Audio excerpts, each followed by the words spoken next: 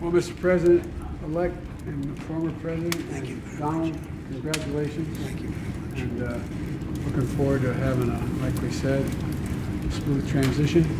Do everything we can to make sure you're accommodated, what you need. And we're going to get a chance to talk about some of that today. So, Good. welcome. Thank you Welcome back. very much. And thank you very much. And politics is tough, and it's many cases not a very nice world, but it is a nice world today, and I appreciate it very much.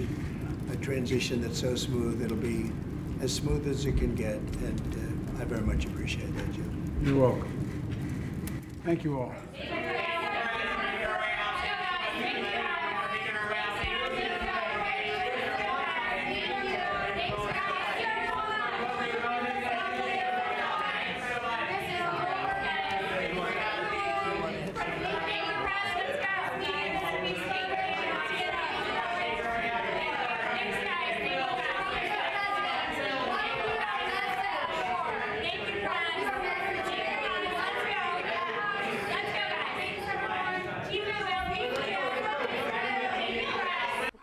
I mean, just even looking at the body language, For right? sure. One of the interesting things, President Trump deferring to President Biden there by not answering questions.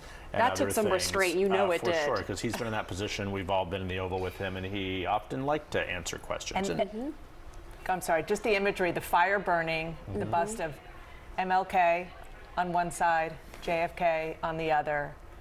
I mean, wow, that is a moment. And these two men have not seen each other, I don't think, since our debate.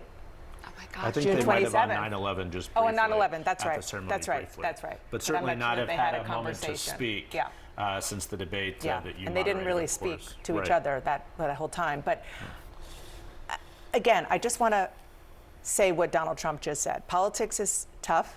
Transition, we want the transition to be as smooth as it can get. And he said, I very much appreciate it, to Joe. So these are, in their quiet moments, it'll take a while for us to figure out exactly sort of what is going on here. But also President Biden saying, welcome back, and committing to a smooth transition. And politics is tough is about the understatement, but a perfect way to describe it. Also, we cannot underscore enough the transition is smooth, and him basically thanking Joe Biden for that. And what a difference in this moment versus how Donald Trump treated Joe Biden in Joe Biden's win.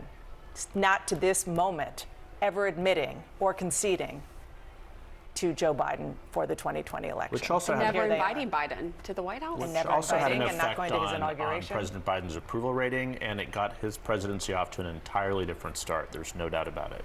And I want to bring in our Caitlin Collins, who is there at the White House. And Caitlin, it is really a remarkable moment to see them sitting there together at the White House, exchanging pleasantries, very nice, very cordial. Trump himself talking about the smooth transition and the fact that, they're meeting at a place just feet away from where Donald Trump himself watched on that TV the January 6th insurrection take place.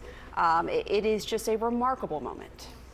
Yeah, and for that, Biden said that Trump had held a dagger to the throat of democracy on that day in that historic speech that Biden gave on the anniversary of January 6th when he was in office. And to look at that moment there where the two of them are shaking hands, it's important to keep in mind that in 68 days from now, that will be Trump's Oval Office. He will take the oath of office on the steps of the Capitol. And then at noon that day is when the power will be turned over and Joe Biden will leave the White House and Donald Trump will enter the White House for his second term. And I think MJ and Kristen, looking at this and this moment, the pleasantries are being exchanged there. Certainly it is a relationship that is broken down between the two of them where, Trump obviously has said horrible things about Biden on the campaign trail, calling him diminished and talking about him at length until he was out of the race. He said much nicer things lately. But really, to think about what this transition is going to look like, they're committing to a smooth one that was not obviously in place 4 years ago. But also the change of power is about to make the White House look a lot different when Trump takes office. Yeah, I mean, this is really the pinnacle moment of the transition. I mean, obviously we're going to continue to see these cabinet picks. We're going to continue to see this rollout of what the staff is going to look like. But this marks the beginning of that peaceful transfer of power. And how Donald Trump handles this and how Joe Biden handles it sets the tone for what it's going to look like. And I heard Jeff saying, and I thought it was interesting, the fact that Donald Trump was deferring to President Joe Biden when it came to answering questions. He was looking at him, seeing what he was going to do. Clearly, he is trying to set this tone, and by saying it's going to be a smooth transition of power, kind of ignoring what happened last time and essentially pretending that they're starting fresh here. But he is trying to set a tone clearly with what he is saying. Obviously, we'll see if he ends up contradicting that. We know that that's often something we see with Donald Trump. But right now, it is clear what he's doing. Well, yes, that scene was cordial. The brief pleasantries were pleasant, I guess, polite, but I do think it is worth underscoring, the reason that this scene and this image is so striking is because these two men have no relationship to speak of. This is not President George W. Bush welcoming the Obamas to the White House. This is not Bill Clinton welcoming W. Bush to the White House. You look back on those images and the footage, and there is some real warmth there. There is no actual warmth, despite the fire, between those two men. We've talked about the many ways in which President Trump has talked in denigrating ways about President Biden. Biden, too, throughout the course of this campaign, referring to this person as a fascist, as a total threat to the country.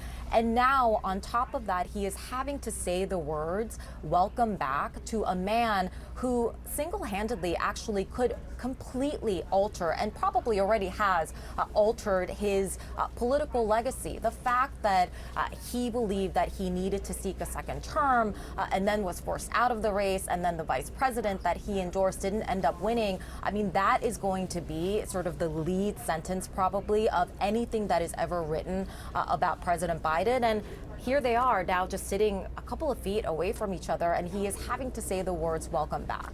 Yeah, and those relationships were not always warm between the Clintons and the Bushes, or the Bushes and the Obamas, when that was happening in the moment. Certainly their political views were not aligned. But I think what this moment says, and talking about how cordial it is and how strange that is given what we know they really think about each other, it's because it's a moment that people learn not to take for granted, because 4 years ago it did not happen.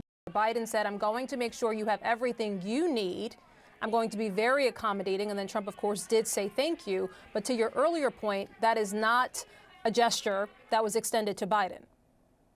Yes, and Biden looks like what he is, the adult in that pairing, because he didn't bring up the legitimate grievances that he has left over from 2020. He just accepts it and he moved on.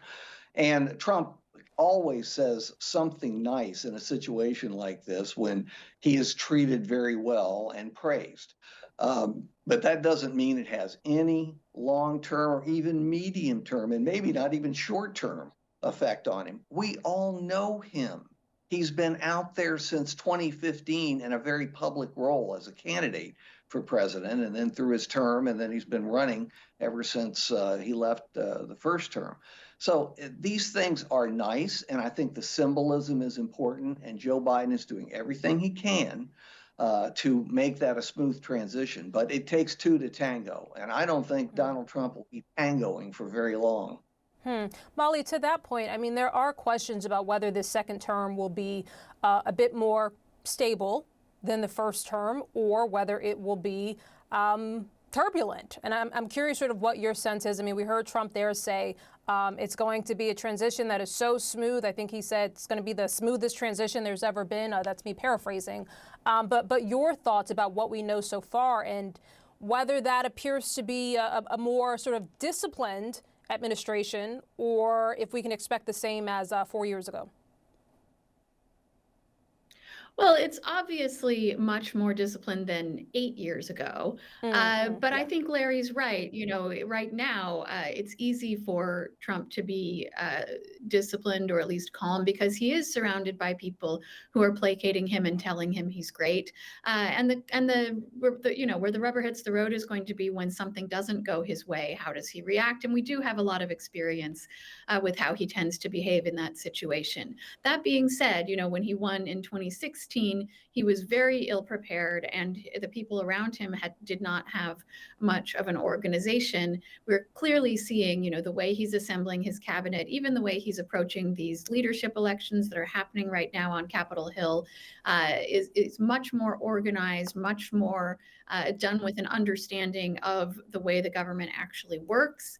Some of his picks for the cabinet have been somewhat disruptive. Others have been much more normal. There's still a lot to come in terms of the people that are going to be in his administration. So I think we're all going to be looking at those signs to see what they portend. But at least for now, we are certainly looking at a situation that is far less turbulent than after the 2016 election, but that is a pretty low bar.